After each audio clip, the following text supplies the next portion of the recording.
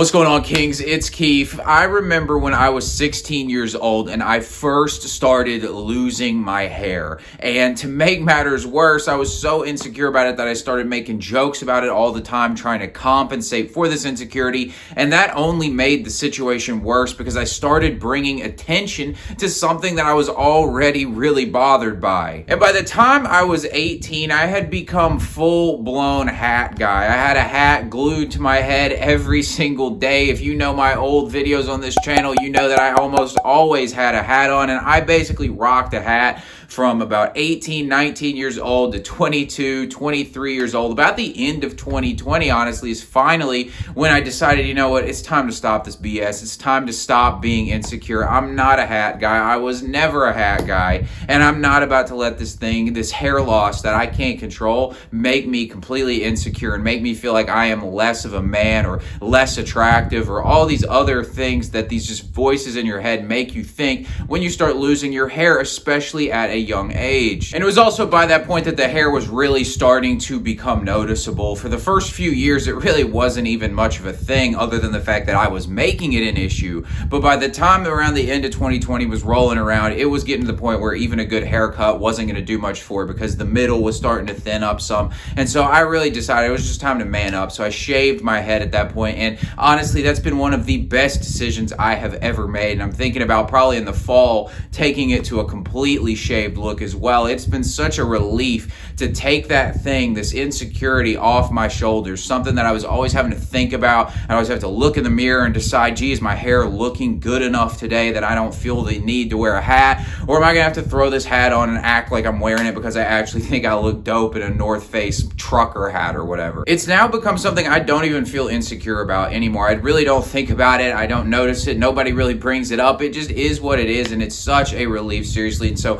what I want to share with you now are a few things that honestly I wish I had done when this experience started happening, and also some things that have helped me to become very confident in myself despite having less hair and especially losing it at a very young age. I think this will be very helpful for you. The first thing I'd recommend is to not make this an issue in any way. There's a saying out there that basically goes, if you have a problem with something about yourself, others will have a problem with it also. And this is just to say, if there's something that you are really not confident in within yourself, other people are probably going to point it out and make it an issue. But if you just own it, then people usually don't care. If I had to do it over again, I wouldn't make a single joke about my hair, because there's a difference between self-deprecating humor when it's something that you're not uncomfortable with, when you are something you're secure about, versus self-deprecating humor when it is something that you are insecure about. And the thing about it is people can usually smell out the difference. And so for me, when I was making all these jokes, it was because I was very uncomfortable with this subject. And so all I'm doing is putting a spotlight on something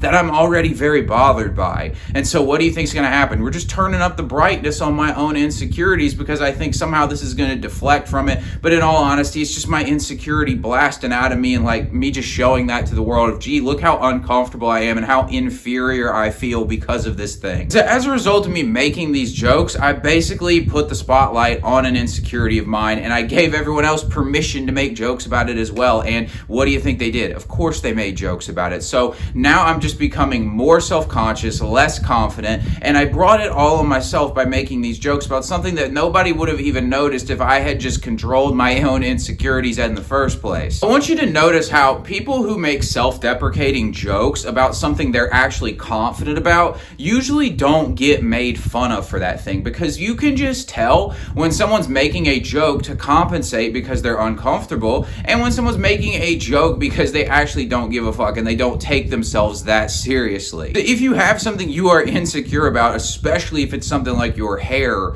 you should definitely not make it an issue, not make it a subject. Don't deal with it, don't address it basically in any real way. And I'm talking about don't become the hat guy, don't make jokes, all these kinds of things, because they're just so obvious that you are being controlled by the insecurity and other people will really start to notice. Whereas if you just own the situation, you'll be a lot happier. Other people won't notice really that it's going on because most people are just too preoccupied with their own insecurities. And unless you give them something to make fun of you for so that they can stop paying attention to their own insecurities, they probably won't notice it. The second thing to do is to get a shorter haircut. This is going to be so much better for you than just being the hat guy. If you are only just now starting to lose your hair, I would definitely recommend that you go ahead and go with a shorter haircut. And I'm not talking about something like mine right now. I'm talking about something more like these pictures I'm putting up on the screen. This is, again, way better than becoming the hat guy. You're going to feel a lot more confident. It's also going to basically make it so that this isn't noticeable. The shorter you cut your hair, the less noticeable your hairline becomes. This is going to do several great things for you. It's going to allow you to be a lot more confident. You're going to look good, and also it's going to help you prepare for that transition when over time you eventually get to the point where you have to cut it shorter and then maybe eventually just take it all the way bald. And some of you might be arguing that this is in contradiction to what I mentioned in number 1, where I said don't compensate for the insecurity, don't change your behavior. But I'd argue that this is more about embracing the insecurity. You're not saying, okay, I need to cover up for the hair loss by cutting my hair short. You're basically saying, I've got this thing, I'm losing my hair, now let's make the most of it and let's really rock it to the best of our ability. I think the way that a lot of people compensate for their hair loss is they start to try and grow it out longer. I remember trying to do that as well. I was like,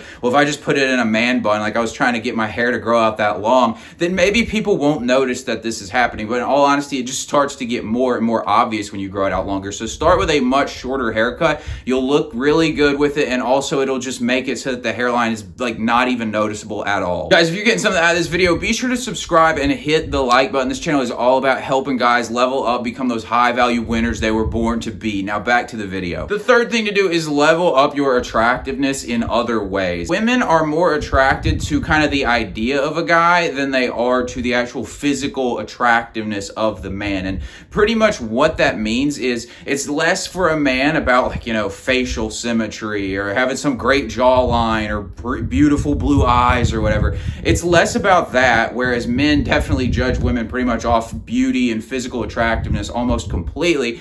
In this case, it's more about how do you package up your physical attractiveness. And it's about creating this image, this idea, this character that she can fall in love with, because that's more of what she's interested in than the actual, you know, like the bone structure and all those kinds of things. Now, this is great news for guys out there if you are just like butt ugly, because pretty much you can package up your butt ugliness into a certain character, a certain kind of guy that women are attracted to. I mean, think about like Beauty and the Beast, the story of that. I mean, it's literally a beast that she falls in love with. It's not like he was just some runway model, right? And I know it's a Disney story, but the idea still stands. It's basically you want to put on this certain character, and it's honestly natural for a man to play one of these parts. So you kind of want to find the kind of attractive version of yourself as a man that really fits your personality the best. So, I mean, think about it. Like, let's say you were a guy and you did have like the world's best head of hair. It's just like the luscious locks. It is so nice, right?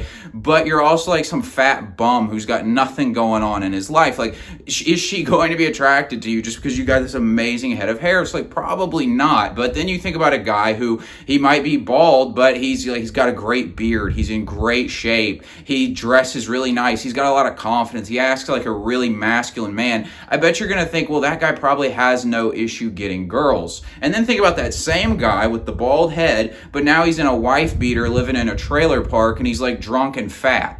Like, she's not going to be attracted to that guy as much. It's like, it's about the image that you portray more than the actual physical qualities. So if you know you're starting to lose your hair, even at a young age, it might be a great time to really start to embrace your masculine side if you really haven't done that yet, because the bald head or in the bald head with the beard look, these are very masculine looks. And if you can pull that off, you can definitely have success with women, still be an attractive guy, but you got to put the whole picture together here. And so some great things to do: work on your body, you know, work on your style game, really have all that taken care of, be on your purpose, really start developing those social skills, that masculine like quality of and the way you carry yourself. That's all going to resonate a lot more. And believe me, if you, again, like I mentioned, if you don't make an issue out of your hair, other people won't. If you don't have a problem with something about yourself, other people won't have a problem with it. The fourth thing to do is, as quickly as possible, learn to accept the hair loss. The quicker you can accept the fact